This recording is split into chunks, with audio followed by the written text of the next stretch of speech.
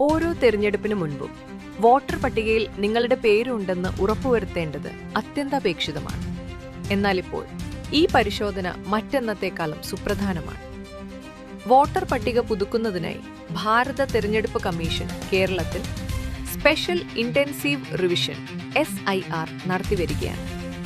Voter പട്ടിക ശുദ്ധീകരിക്കുന്നതിനും വിവരങ്ങൾ കൃത്യമായി അപ്ഡേറ്റ് ചെയ്യുന്നതിനുമുള്ള വിപുലമായ നടപടിയാണിത്. ഈ പരിശോധനയുടെ ഭാഗമായി ചില പേരുകൾ ഒഴിവാക്കപ്പെടാനോ തിരുത്തപ്പെടാനോ സാധ്യതയുണ്ട്.